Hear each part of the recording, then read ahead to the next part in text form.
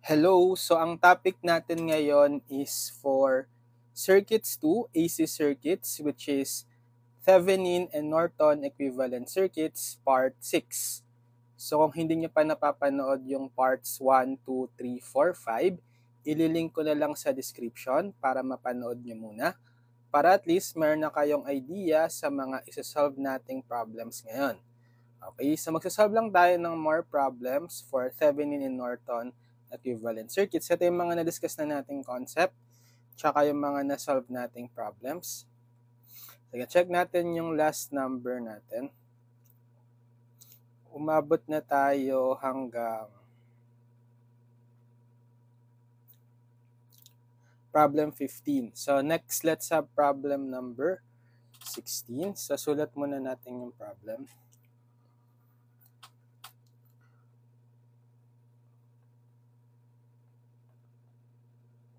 For the circuit below,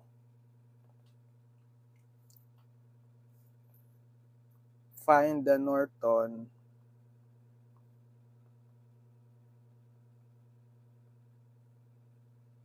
equivalent circuit.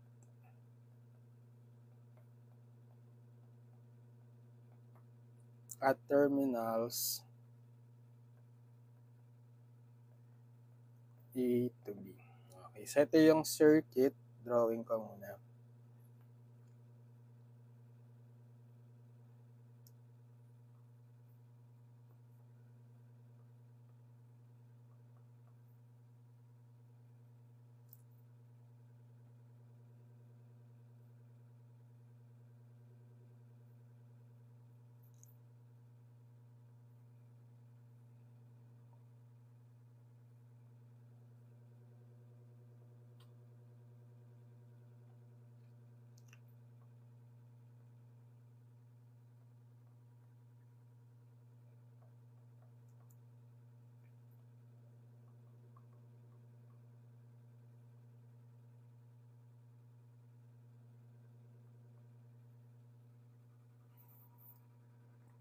Okay. So for the circuit below, find the Norton equivalent circuit at terminals A to B. So ito yung terminals A, B natin. Okay, so sige. So kapag Norton equivalent circuit, 'di ba, hahanapin natin si IN, Norton current, yung short circuit current sa terminal AB, and the ZN, Norton impedance. Okay, sige, simulan natin sa ZN. So copy natin yung circuit.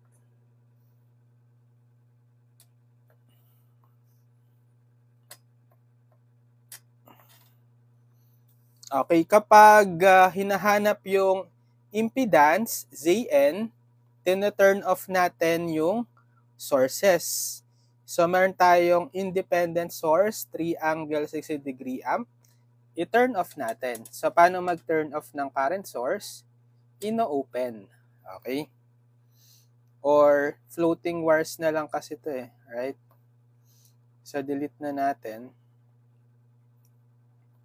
Yan. Tapos ito natin hahanapin si ZN sa terminal AB. Okay? So ano yung naging equivalent natin dito? Equivalent impedance as in sa terminal AB. Okay, di ba? Naka-series ito.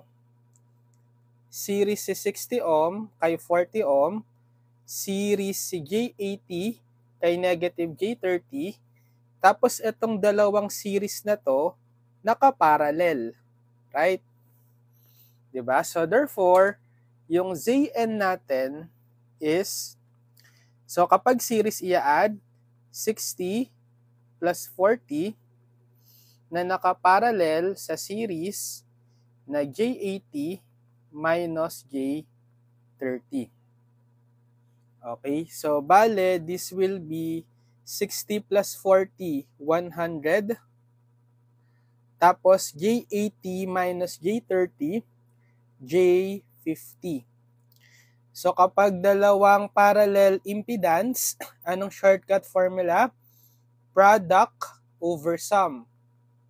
So product ng 100 and J50 over sum 100 plus J50. Okay, so gamit na lang tayong calculator in complex mode. Mode 2 tayo sa complex. Tapos lagay natin sa degree, shift set up 3. So input lang natin ito. We have 150J, that's yung I, yung J, right? Over 100 plus 50I. Okay, 20 plus 40I. So this is the Norton impedance, 20 plus J40 ohms. Okay, next, hanapin natin si ZIN. Si IN, yung short circuit current sa terminal AB. So, copy ko yung original circuit.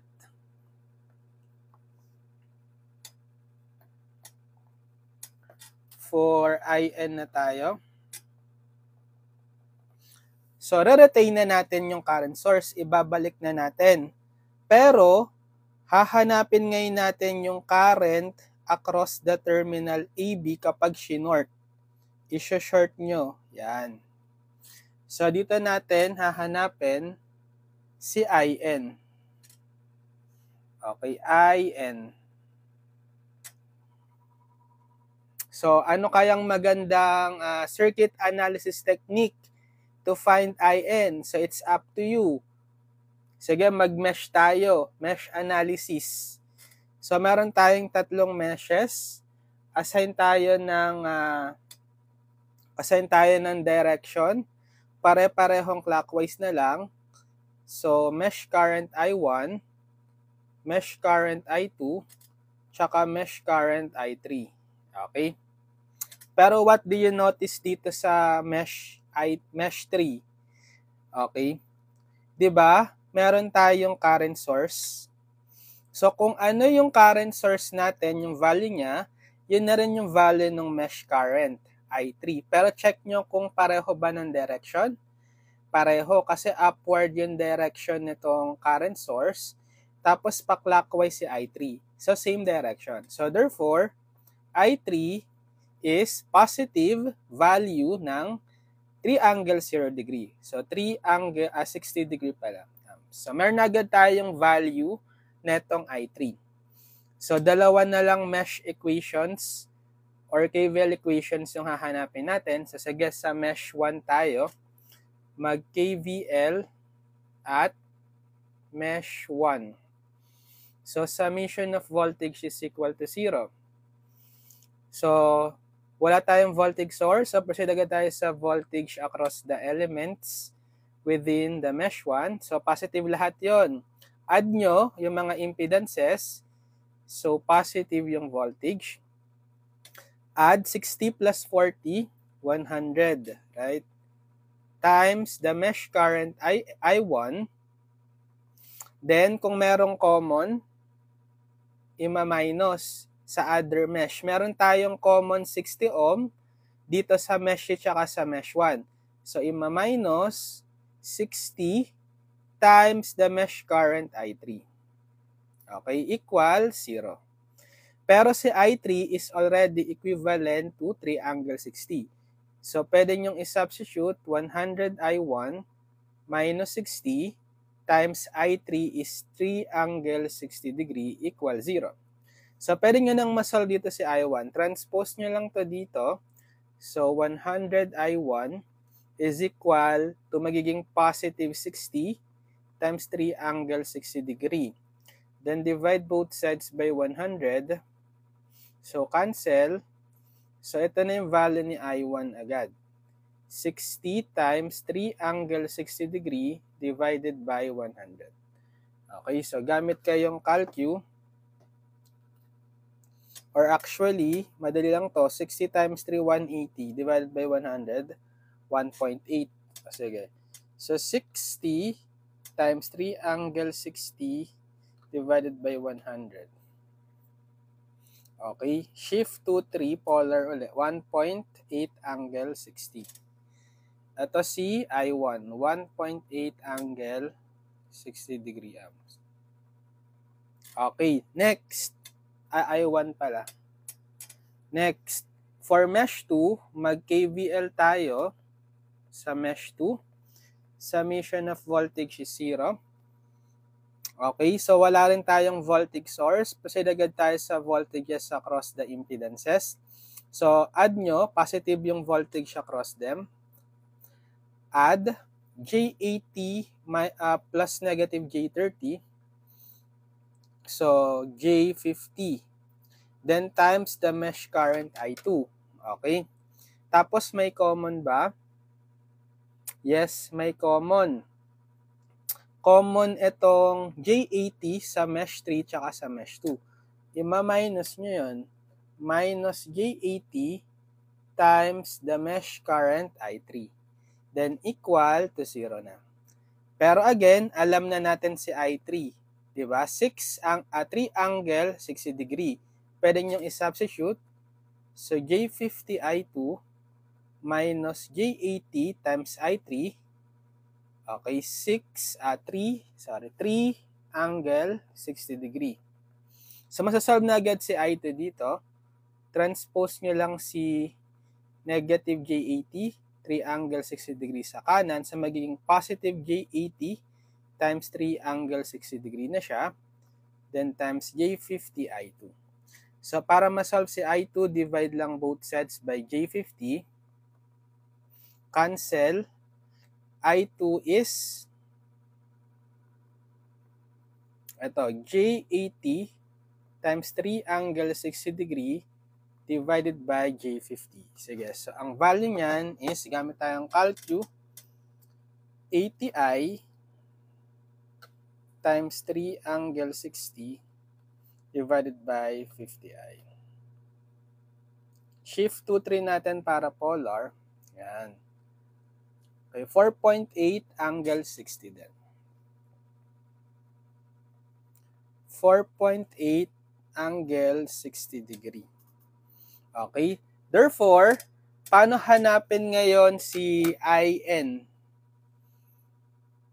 Okay, paano hanapin si IN? Pwede kayong mag-KCL dito. Dito na lang sa node na to.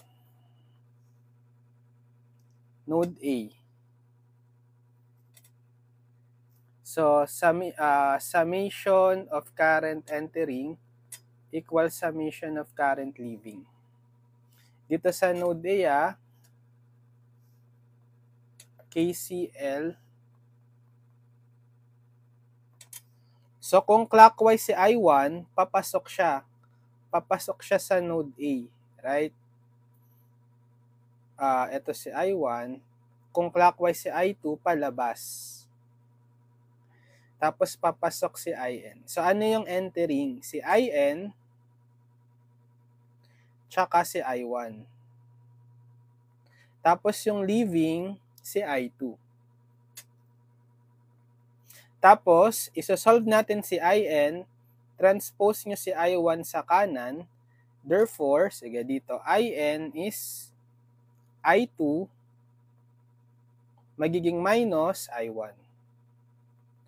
Yan. So, ito yung value ni IN. Diba? Hanapin natin si IN. Meron na tayong value ng I2 at I1. Isa-substitute na lang natin. So, therefore, IN is I2 minus I1. Ano si I2? 4.8 angle 60 degree minus si I1, ito, 1.8 angle 60 degree.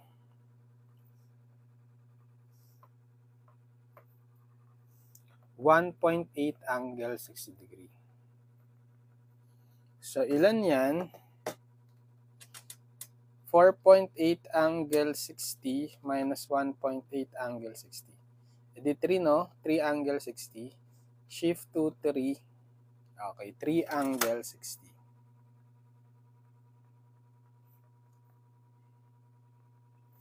Yan. So, kapag dinrawing natin yung Norton equivalent circuit, so meron tayong current source, arrow up, ito si IN, equal to 3 angle 60 degree amps. Tapos nakaparallel yung ZN sa kanya. Ito si ZN. Anong value natin kanina? Si ZN ay 20 plus J40 ohm. Okay, 20 plus J40 ohm. Tapos nandito yung terminal AB. So ito yung equivalent circuit, Norton circuit. Okay, problem number 16. Okay. Problem number 17. Okay, for problem number 17, compute I/O using Norton's theorem. Okay. Ito yung circuit. Drawing muna natin.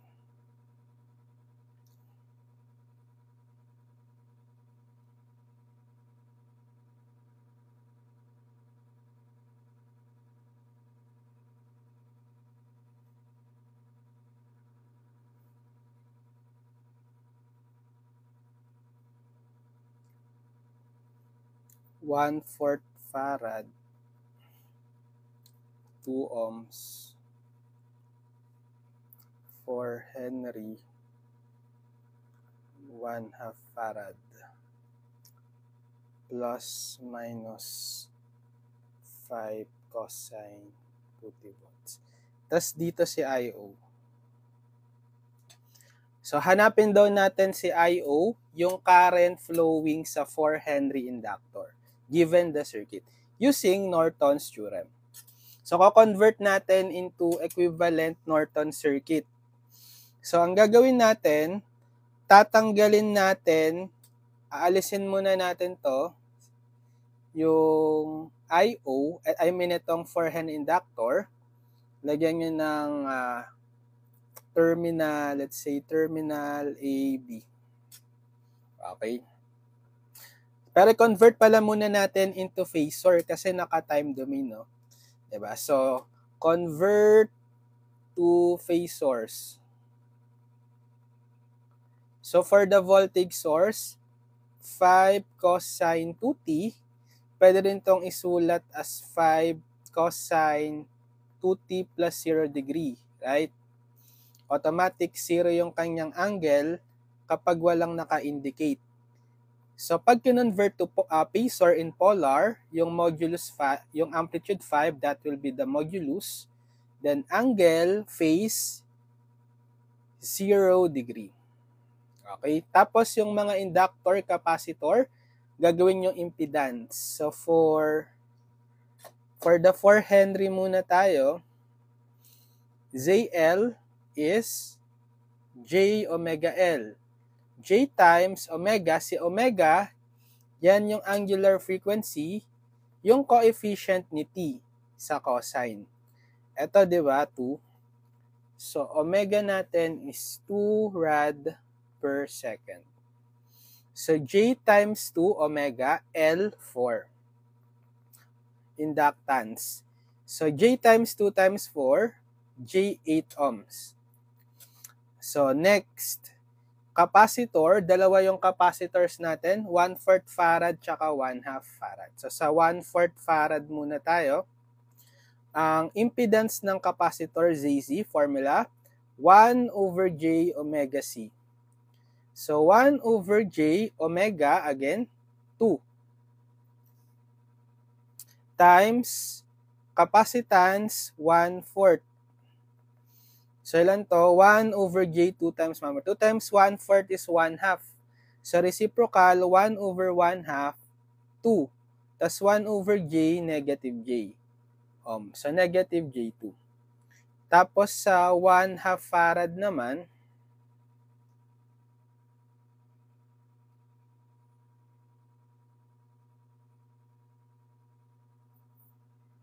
Tama ba? 1/2 farad, no? Tama. 1/2 farad, ZC, same formula, 1 over J omega C. So, 1 over J omega is 2 ulit. Capacitance, 1/2 naman. Okay? So, 1 over J times 2 times 1/2, kasi 2 times 1/2 is 1. So, 1 na lang yan. Then, 1 over J, negative J. Or negative J na lang. Negative J ohms. Okay? So, pwede na nating palitan yung mga values. Gawin na nating phase source. Copy ko lang yung circuit. Yan. So, dito sa voltage source, gagawin ko na siyang 5 angle 0 degree volts. Diba? Etong 4 Henry inductor, ano na siya? J8 ohms. Tapos, itong 1/4 farad, ano na siya? Negative J2. Tapos, kay 1/2 farad, negative J na lang. Negative J ohms. Yan. So, pwede na natin i-analyze yung circuit using Norton. Hanapin muna natin si Zn. Sige, copy ko yung circuit. So, kapag hinanap si Zn, ite-turn off yung mga independent sources. Diba si ano? Ito, si 5 angle 0 degree volts. Independent source siya. Turn off natin. Pag nag-turn off ng voltage source, i-short. So, short natin. Yan. By the way, aalisin ko nga pala to, no? Alisin natin yung load. Ito yung magsisilbing load ngayon. Yung J8. Sasahanapin natin dito sa terminal AB si Zn. Okay. Sa Zn. Yan. So, anong kinalabasang circuit ngayon? Diba naka-series si 2 ohm kay negative J2 na nakaparallel kay negative J. Right? So, ang pinaka-Zn natin, impedance sa terminal A is, so naka-series si 2 ohm kay negative J2, so add nyo 2 minus J2 na nakaparallel kay negative J. Okay? So, pagsamahin natin, in one equivalent impedance, kapag dalawang parallel, shortcut formula, product over sum. So, 2 minus J2 times negative J over the sum, 2 minus J2 plus negative J. So, gagamit tayo ng calculator in complex mode. 2 minus, 2i times negative I over 2 minus 2i plus negative I. Yan. Ilan yan? Okay, 2 over 13 minus 10 over 13i. So, Zn is 2 over 13 minus J 10 over 13 ohms. Yan. Next. Ang next natin is Zn. In naman pala, sorry. In. Norton's current.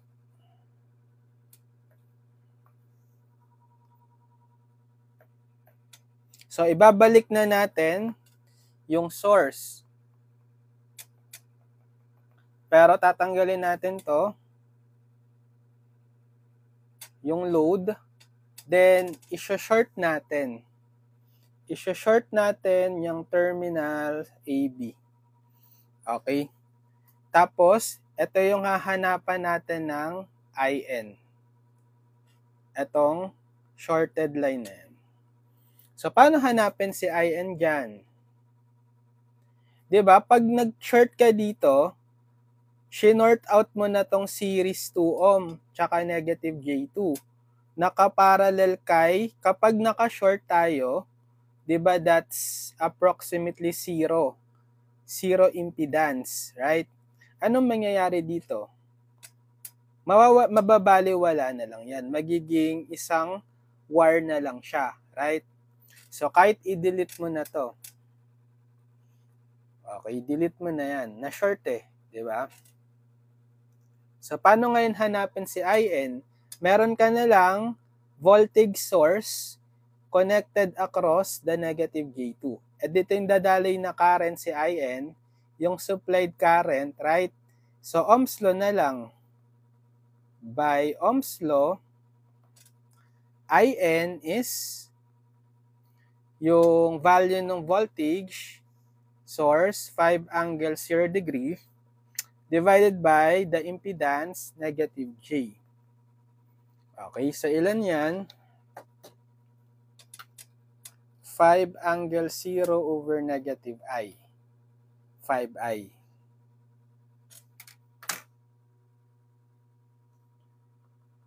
Or J5 amps. So kapag dinrawing natin ngayon, yung Thevenin ay yung Norton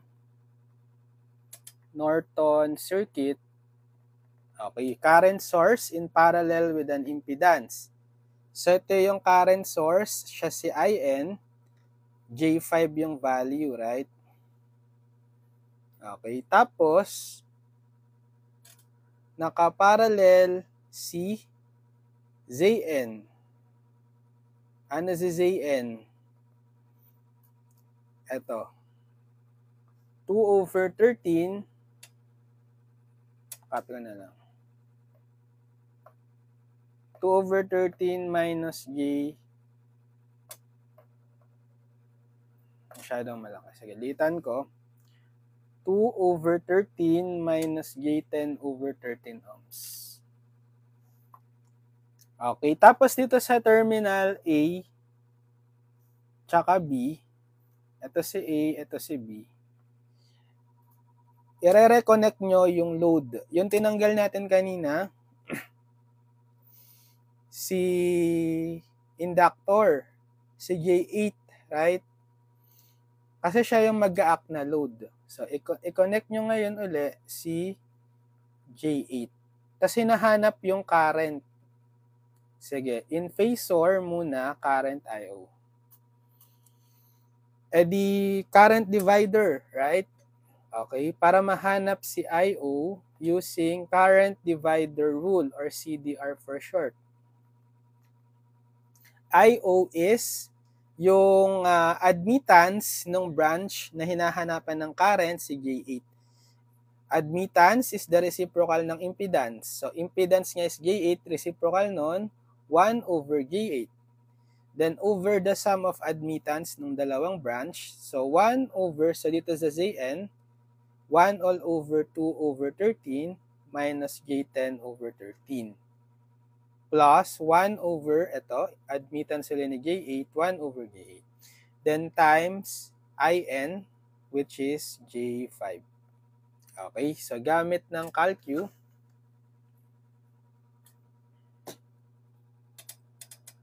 (1 over 8i over 1 over 2, 2 over 13 minus 10 over 13i, then plus 1 over 8i times 5i. Okay. Ito yung kanyang rectangular form. Pero gawin na lang nating polar. Okay, shift 2, 3 natin. Yan. Kasi ko-convert natin yan pabalik to time domain. Remember, time domain yung original circuit. 0.542 angle negative 77.47 degree amps. So, yun nga, ibabalik natin to time domain. Kasi nga, naka-time domain yung original given sa circuit. Diba? Naka 5 cosine 2t yung source. So, ibabalik natin in terms of cosine, time domain, si I-O.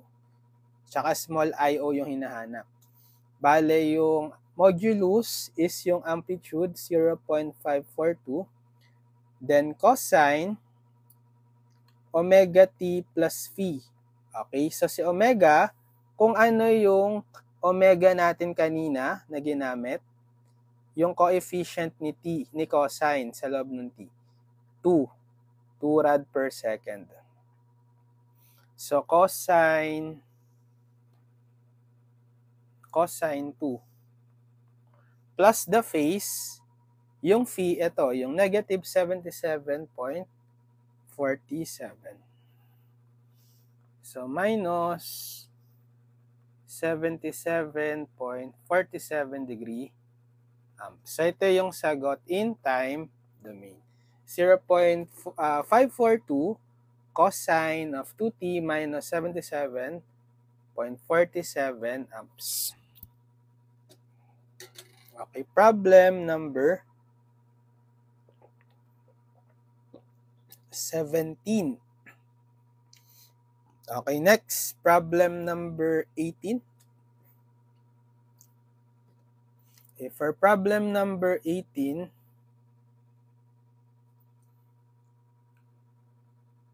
obtain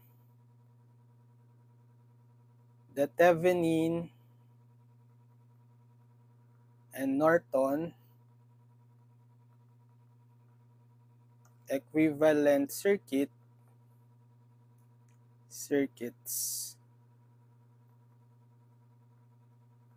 for the network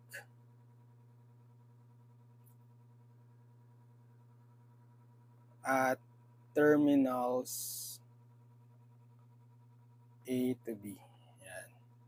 So, dalawa hanapin, Norton tsaka Thevenin. Drawing natin.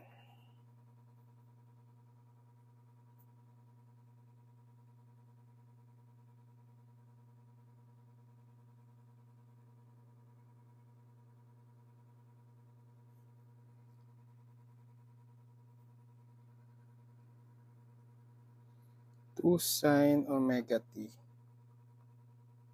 So, si omega daw, omega is 10 rad per second.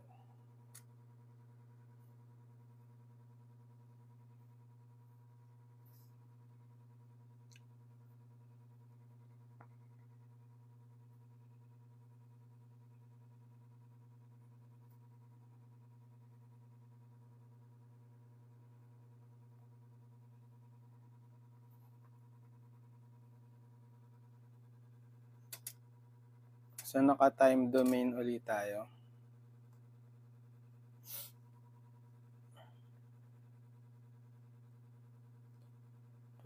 Cosine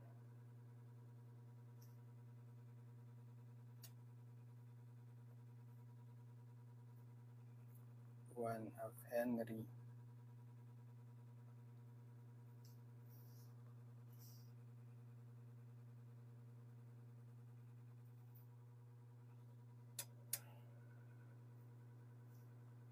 VO, tas ito si terminal A,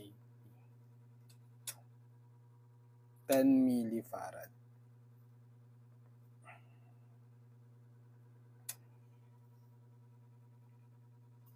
Okay, so obtain the Thevenin and Norton equivalent circuits for the network at terminals A to B.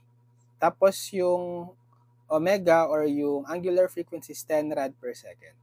Okay, so given yung omega kasi naka-time domain eh. So hanapin daw natin yung Norton tsaka Thevenin equivalent circuit dito sa terminal AB. Yan. So kahit anong gusto nyong simulang hanapin, pwede kayong magsimula kay VTH or kay IN. Kahit isa lang hanapin nyo doon, kasi pwede namang ma-relate yung VTH at IN using Ohm's Law kapag nakuha rin natin yung ZTH at ZN. Bale, equal yung ZTH at ZN, di ba? Na-discuss ko yan sa first part. Okay? Sige, so hanapin muna kaya natin si ZH, si ZTH or ZN. So equal yun na. Find ZTH or ZN. Equal lang yung dalawa. Thevenin impedance saka Norton impedance. Dito sa AB. Pero hindi pa pala tayo naka-phasor. Naka-time domain. Convert pa natin to phasor. Convert to phasors. Yan. So dito sa 12 cosine omega t, 12 cosine omega t volts. So, pwede itong i-rewrite as 12 cosine omega t plus 0 degree. Right? So, in polar, that's 12 angle 0 degree volts. Tapos, yung isang source pa natin, yung current source, 2 sine omega t. Convert na lang natin into cosine. Diba? Pag kinonvert natin to cosine, magiging 2 cosine omega t minus 90. Okay, minus 90 degree amps. So, bale magiging 2 angle negative 90 degree amps. Tapos, dun na sa mga capacitor, inductor, convert natin to impedance. For inductor, 1/2 Henry. Bale, ang ZL niya is J omega L. J times omega, so yung omega, sinabi sa problem, 10 rad per second. So, J times 10 times the inductance, L, 1/2 Henry. So, J times 10 times 1/2, J5. Okay. Then, for capacitor, 10 millifarad. So, ZC is 1 over J omega C. 1 over J omega ulit, 10 times 10 milli. So, pag milli, 10 times 10 to the negative 3. Okay. Ano yung 10 times 10 to the negative 3? Bale, 100 over 1,000. So, 1/10. Reciprocal ng 1/10, 10. Tapos, 1 over J, negative J. So, negative J10.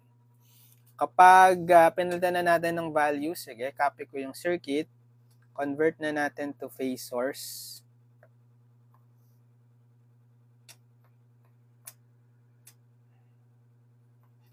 So, ito gagawin ko ng 2 angle negative 90. So, 2 angle negative 90 degree amps. Etong voltage source, gagawin na natin 2 angle 0 degree. 12 pala. 12 angle 0 degree volts. Etong capacitor, gagawin ko ng impedance, negative J10. Tapos si inductor, 1/2 Henry gagawin na natin J5. Okay. Hahanapin ngayon natin yung ZN or ZTH, pareho lang yon, dito sa terminal AB.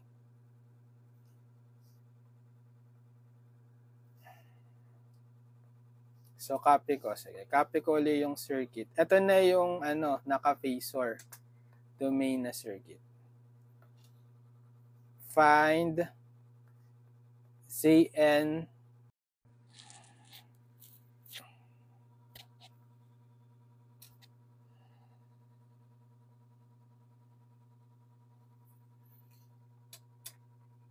Ayan. So, na-convert na natin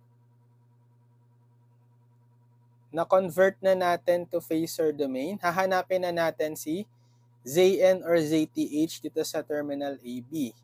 Okay? Pero ito turn off yung mga independent sources.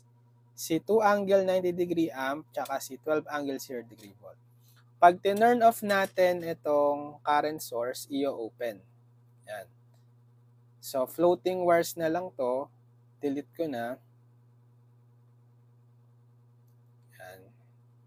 Connect lang natin to. Natanggal. Tapos, i-short natin yung voltage source. Yan. Etong diamond symbol natin na to, with the arrow sign, dependent or controlled source to, di ba? Anong tawag yan? So, meron tayong arrow sa triangle at sa diamond symbol, controlled current source, na nakadepende yung value sa VO, yung voltage across the 10 ohm. Di voltage controlled current source. So, hindi natin yan iti-turn off. I-retain natin.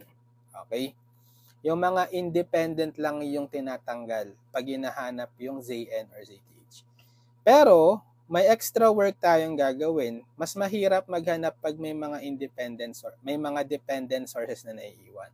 So, dito sa terminal AB, pwede kayong maglagay ng test source. Okay? Pwedeng current source or voltage source. So, depende sa inyo. Sige, lagay ako ng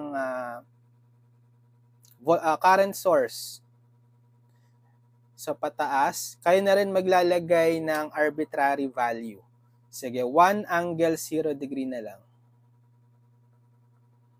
So, kailangan mahanap nyo yung voltage across dito.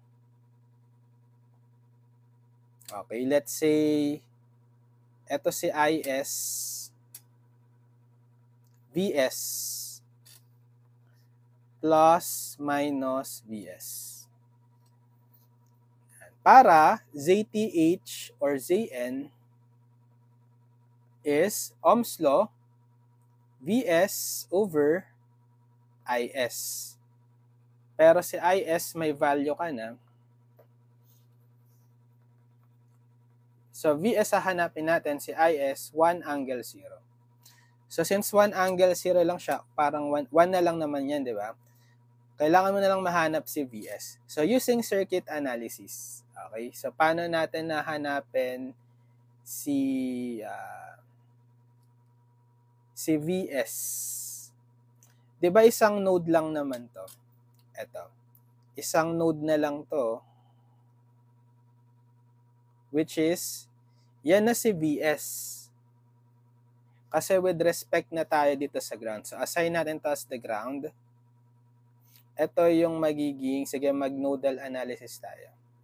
Ito yung reference node. 0 volt. So, Vs na yung node na yan. Okay? Isa na lang yung bubuin nating equation. So, summation, mag-KCL tayo. KCL at Vs, node Vs. Summation of current entering equals summation of current leaving. Okay, so assign tayong direction ng mga current. Sige, pababa na lang dito sa branch na to, kay negative J10 tsaka 10, I1. Tapos kay J5, pababa, I2. Tapos dito sa 2VO papasok, sa IS papasok. Sige, so ano yung entering? Ito, si IS nga, tsaka si 2VO. Etong IS, di ba value niya is 1 angle 0. Tapos itong 2VO, papasok, plus 2VO. Then equal sa leaving. So, ang leaving ngayon is si I1 tsaka si I2. I-represent natin si I1 and I2 in terms of node voltage Vs. So, si I1, higher potential Vs minus lower potential ground 0 over the impedance negative J10 tsaka 10. So, sum up nyo yun kasi series. So, bale, Vs minus 0 over, 10 minus J10. 10 minus J10. So, wala na yung 0. Huwag natin isulat. Plus, si I2, okay, pababa yung inassign. Higher potential Vs minus lower potential ground 0 divided by the impedance J5. Bale, Vs over J5. Yan. And then, dito sa left side, so 1 angle 0 plus 2. So, dapat si VO ma-represent nyo to in terms of the node voltage, Vs.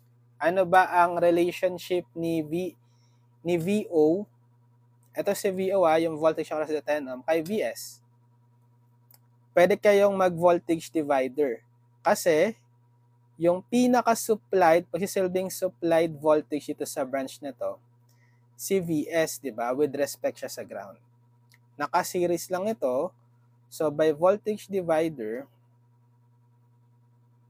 by VDR, so VO is, so sa series na to, hinahanap si VO yung sa 10 ohm, bale 10 over the sum, 10 minus J10.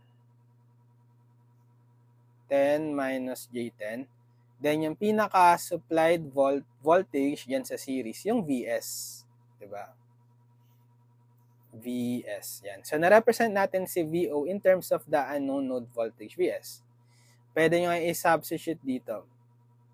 Diba? 2VO yan. So, 2 times the VO in terms of the node voltage, Vs, 10 over, taas nga natin.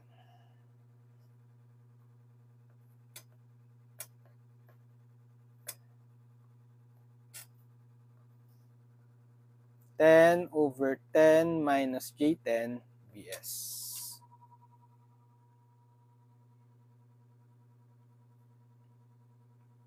Okay. So, pagsama-samahin na lang natin, kasi si Vs yung hinahanap, sige, isolate na lang natin. Sige, transpose ko to dito. Tapos retain yung 1 angle 0 sa left side. So, 1 angle 0 is equal, so copy lang yung Vs over 10 minus J10. Tapos, plus Vs over J5. Then, pag tinanspose tong positive 2 times 10, 20 na yan. Negative 20 over 10 minus J10 Vs. So, 1 angle 0, factor out nyo na lang itong Vs. Times, yung mga coefficients, so 1 over 10 minus J10 plus 1 over J5 minus 20 over 10 minus J10. Sige, pwede nyo i-simplify kung gusto nyo. 1 over 10 minus 10i plus 1 over 5i. Ito sinisimplify ko to. Minus 20 over 10 minus 10i. Okay. So, 1 angle 0 degree is equal to negative 19 over 20 minus J23 over 20. Okay. Tapos, i-divide nyo na lang. Divide both sides by dito para ma-solve si Vs.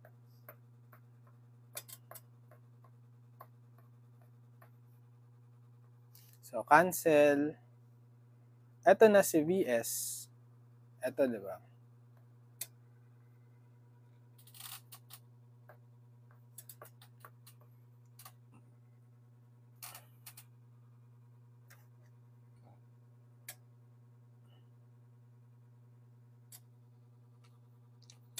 So, 1 angle 0 over negative 19 over 20 minus 23 over 20i.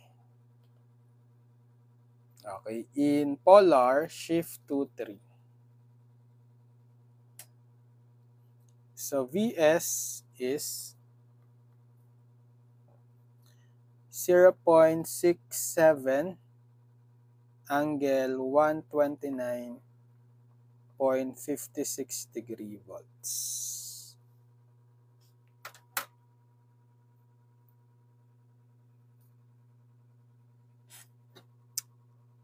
So hanapin natin si ZTH or ZN. Kanina, ang formula ay ito. Diba? VS over 1 angle 0 degree. So yung VS over 1 angle 0 degree, ito na rin yon si VS. So 0.67 angle 129.56 degree volts divided by 1 angle 0. 1 lang naman yan eh. So ito pa rin yan. O, kahit i-input nyo, divide nyo to by 1 angle 0. Yun pa rin yun. Diba? Yun pa rin. So, ang ZTH or ZN natin is 0.67 angle 129.56 degree. Ano na to? Ohms na to.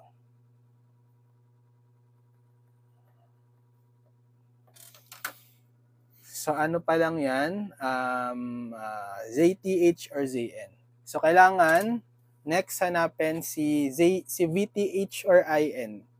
Kahit isa na lang hanapin nyo doon, marerelate nyo naman yung, halimbawa, pag hinanap nyo si VTH, mahanap nyo na rin si IN using Ohm's law kasi, di ba yung VTH is ZTH times IN. Pag hinanap nyo si VTH, mahanap nyo na rin si IN using Ohm's law, VTH over ZTH. So, depende sa atin kung anong mas gusto natin hanapin. Si VTH or si IN. Dito sa circuit, check natin. Yung original circuit, ito.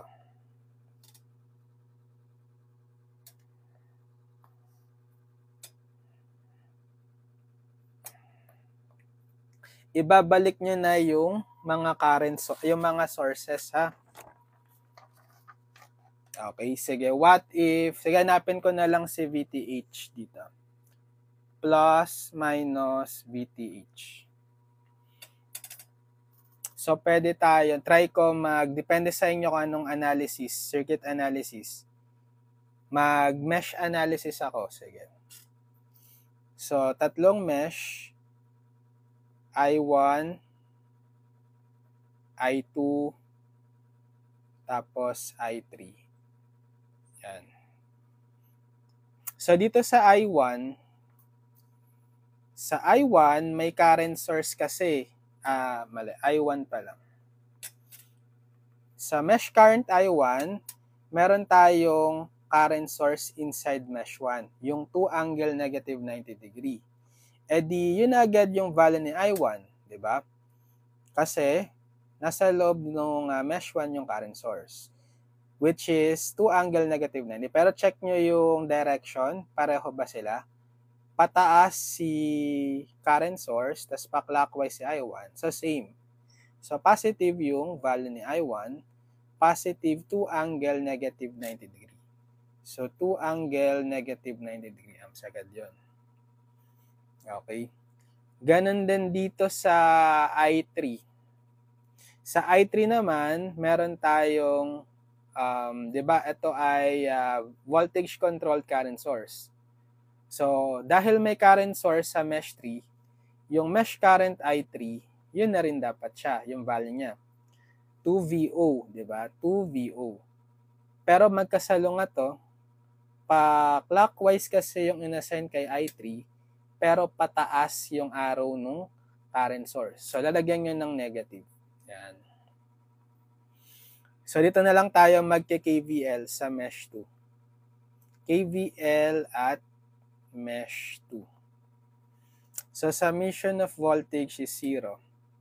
So, malang nyo sa voltage source, meron eh.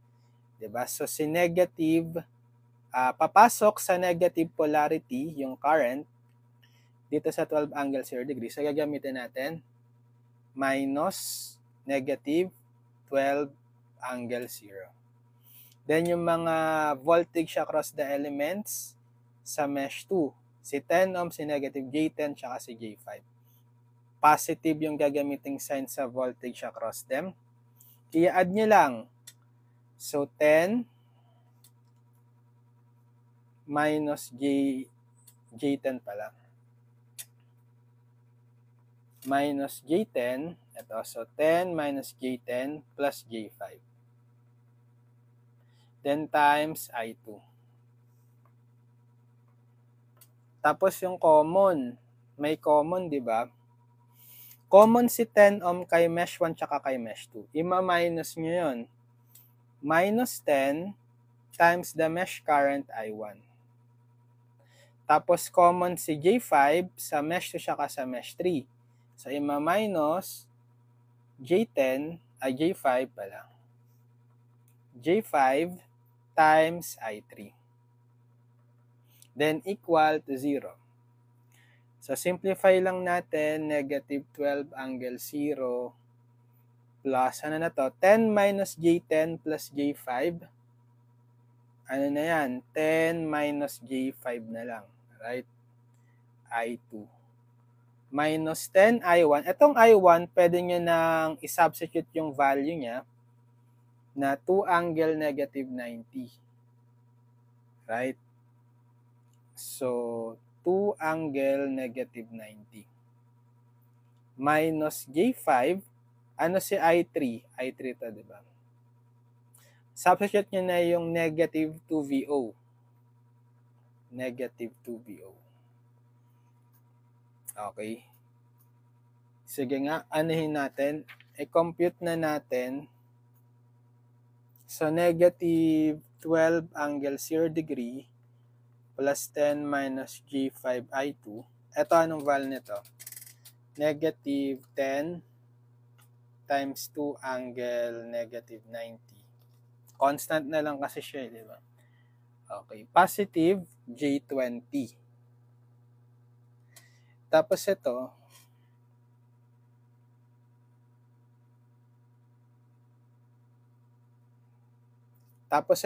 negative J5 times negative 2VO. Positive J10VO.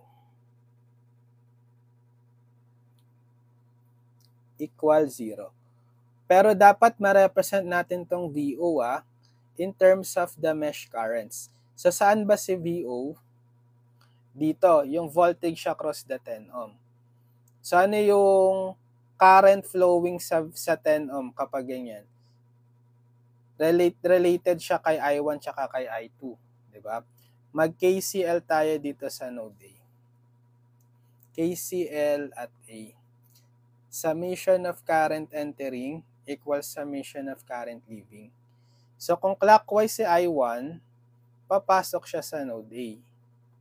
Tapos itong 10 ohm pababa, passive sign convention, assign natin current sa 10 ohm is papasok dapat sa positive polarity, diba? Kaya pababa. Current I na lang. Tapos kung clockwise si I2, lalabas naman siya sa node A. Yan. So pag nag-KCL tayo sa A, summation of current entering ilan? Si I1 lang. Okay, papasok si I1. Equal summation of current leaving, ito si I tsaka si I2. So, kailangang ma-solve si I in terms of mesh currents I1 and I2. Transpose ko si I2 sa kaliwa. So, I1 minus I2 is I. So, by Ohm's law,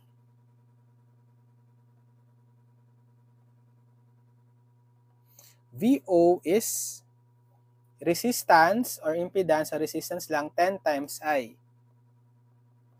Pero si I is I1 minus I2. So, 10 times I1 minus I2. So, ito yung value ni VO. Kailangan kasi ma-represent siya in terms of the mesh currents, right? Ito. Copy natin. So, sasabihin natin, but VO is 10 times I1 minus I2. Sige, may value na pala tayo ng I1 eh.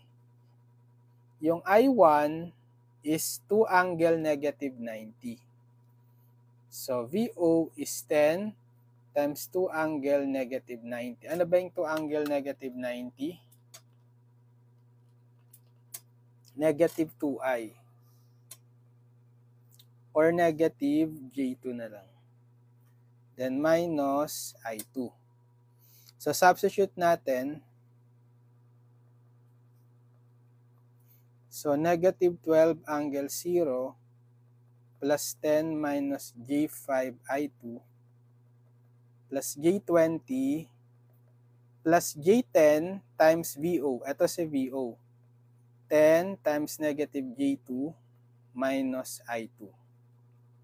Substitute ko na. Equals 0. Yan. So, sige, solve natin. Lipat natin yung mga constants. Ito si negative 12 angle 0. Transpose, saka si J20. So, 10 minus J5, I2, copy ka muna to. So, sa kaliwa, ay sa kanan, magiging positive 12. Etong 12 angle 0 is 12 lang yan eh. Kahit i-input nyo sa calcu, 12. So, wag natin lagyan ng angle, 12 na lang siya. Tapos, itong J20, magiging negative J20 pag tinranspose. Dito naman, i-distribute ko muna itong J10.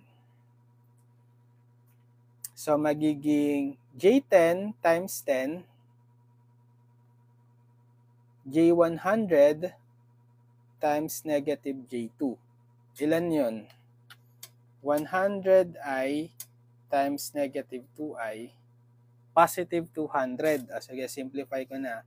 Dinistribute ko So, sinimplify na natin sa calcu. Ito ay 200 na lang. Tapos, J10 times negative I2. Bale, negative J10 I2. Ito, distribute. Yan. So, another constant lang tong 200, i-transpose nyo dito. So, 12 minus J20 minus 200. Tas, i-factor out natin si I2. Add yung coefficients. 10 minus J5 minus J10. So, ilan to? 10 minus J5 minus J10. 10 minus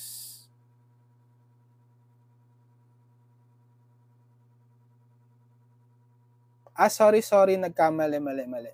Kasi dapat may 10 pa pala dito. 100 pala dapat to. Nakalimutan natin yung 10. Diba? Kasi J times 10, J10 times 10, J100 times negative I2, negative J100 dapat. So, J100 yan. Tapos, pag kinumbine, 10 minus J5 minus J100, bale, J105. Parang negative. Diba? Negative J5 minus J100. So, add nyo yun. I2 equals dito sa 12 minus 20i minus 200 by negative 188 minus J20. So, di-divide ko na lang both sides by 10 J105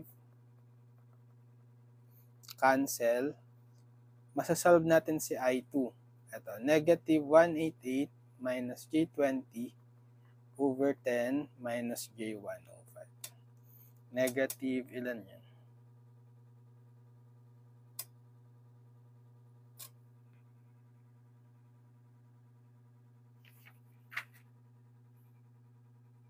Sige, exact value muna natin para ano bang decimal ba to? 188 minus 20i divided by 10 minus 105. Sige. Decimal eh. Sige, para exact tayo, retain ko muna siyang ganyan. Mamaya natin i-substitute. Kasi ang kailangan talaga si VTH. Diba? Masasolve na kaya natin si VTH dito? Kasi si VTH is yung voltage across the J5, right? So, VTH is, let's say, ito yung current kay IX. Current kay J5, VTH is J5 times IX, Ohm's law. Pero ano si IX? Pwede nating mahanap si IX in terms of the mesh currents. Mag-KCL tayo dito sa B. So, KCL at B, summation of current entering equals summation of current leaving. So, ano yung entering? So, bale kung clockwise si I2, papasok siya dito sa node B. Diba? Tapos, etong I3 clockwise, lalabas sa node B. Tapos, yung inassign kong direction ni IX palabas. So, summation of current entering sa B, si I2 lang. Diba? So, si I2 yung papasok equals yung leaving pareho si IX saka si I3. Solve natin si IX, transpose si I3 sa kaliwa, IX is I2 minus I3. Bale, VTH is J5 times IX, which is, in terms of the mesh currents, I2 minus I3. Di ba may values na tayo dyan? May values na tayo ng I2 tsaka I3.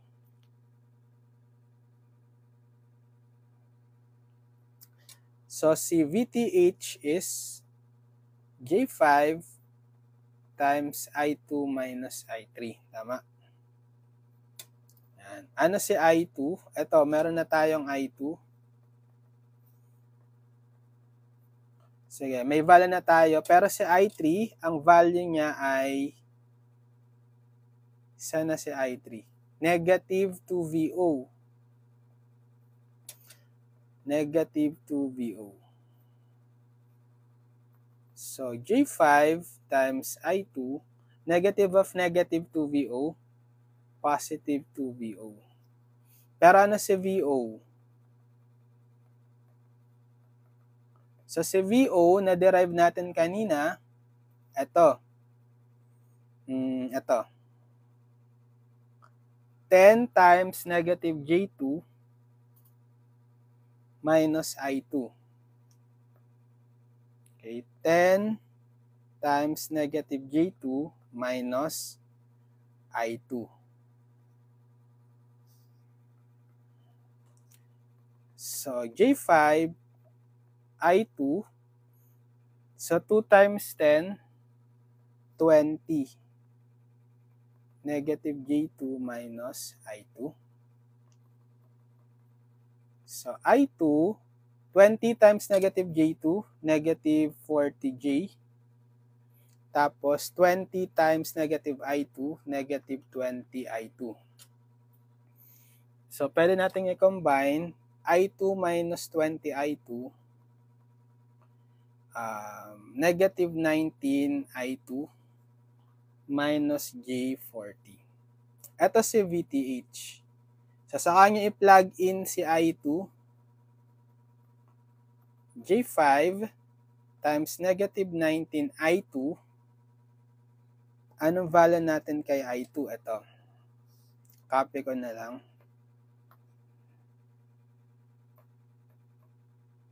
Urong. Minus J40.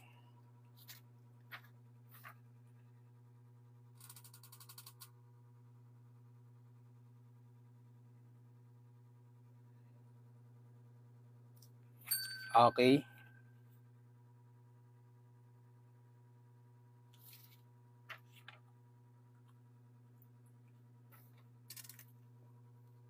So 5i times negative 19 times negative 188 minus 20i over 10 minus 105i minus 40i. Okay. Shift to 3 polar. Okay. 29 VTH is 29.79 angle negative 3.6 degree volts. Yan. So, meron na tayong VTH. Kailangan din si IN, yung Norton, di ba? So, using Ohm's law, Norton is VTH over ZTH. So, yung VTH na nakuha, 29.79 angle negative 3.6 degree volts divided by, ano yung ZTH kanina? Balikan natin. Ito. Diba? Copy ko na lang.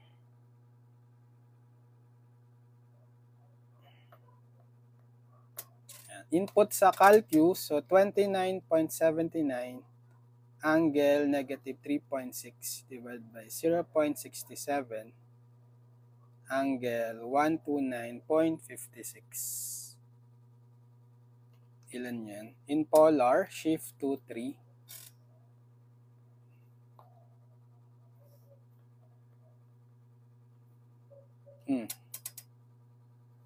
44.46 angle negative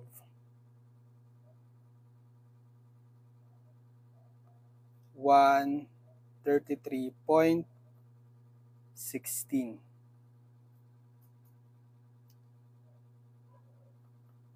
amps.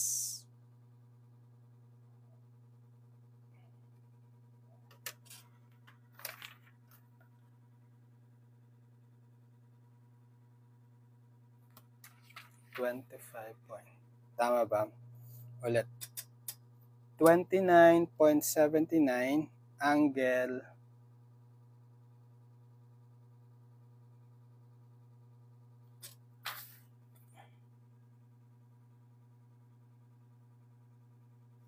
check natin. Wait.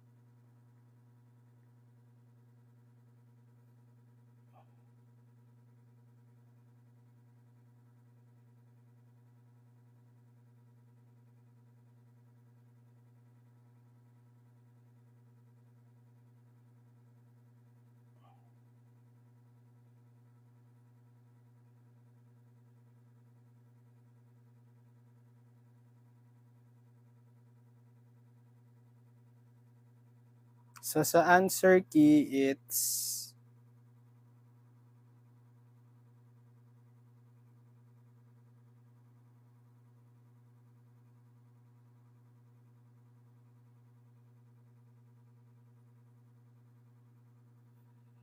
so positive pala to.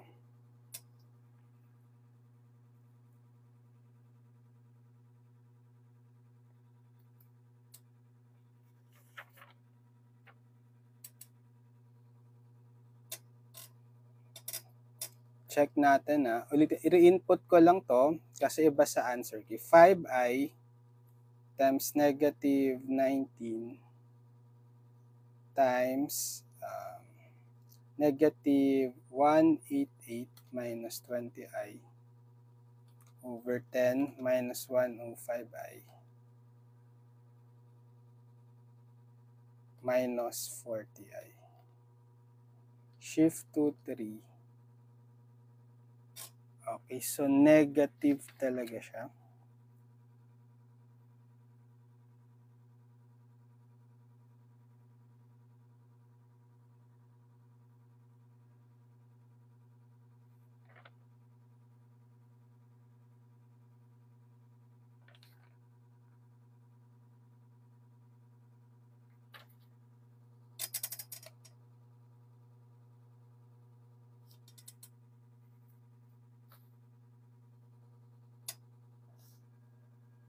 check natin. Sa answer key may mali.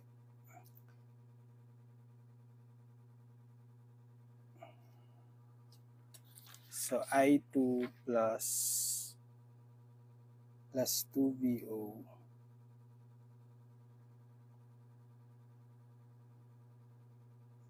negative J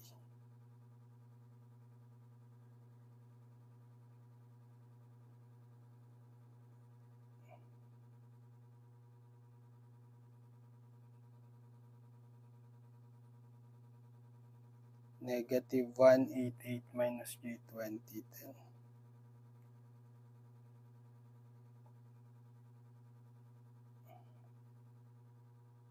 Tama naman, J5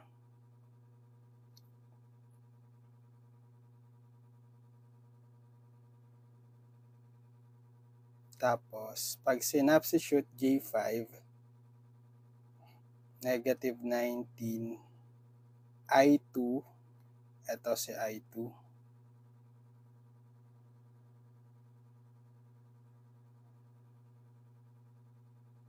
correct 105.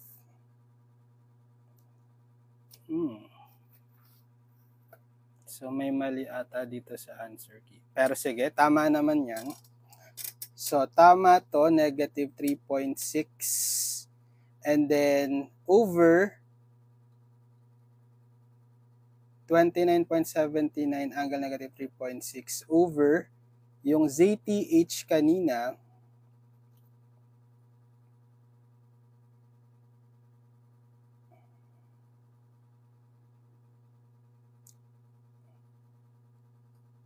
.67 angle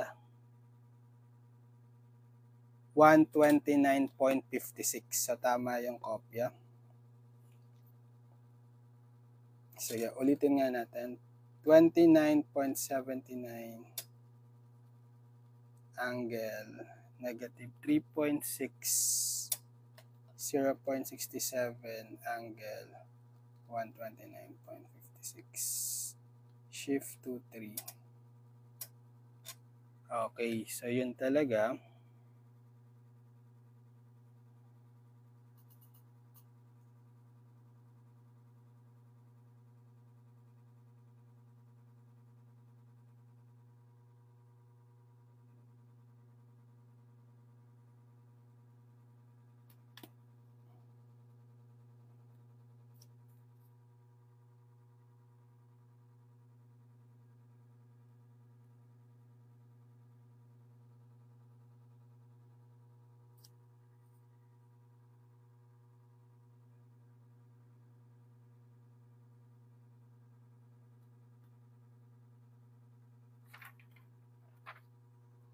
J5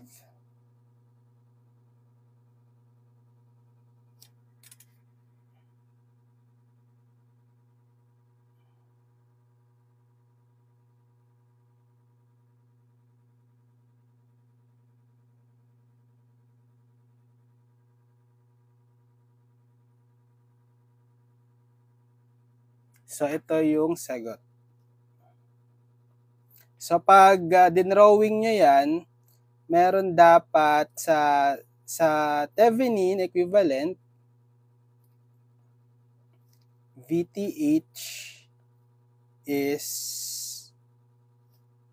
29.79 angle negative 3.6 volts. Tapos si CTH is ito, 0.67 angle 129.56 degree ohm. Tapos si IN, 44.46 angle negative 103.16 amps. Tapos si CN, 0.67, same lang sila, 129.56 degree ohms. Okay.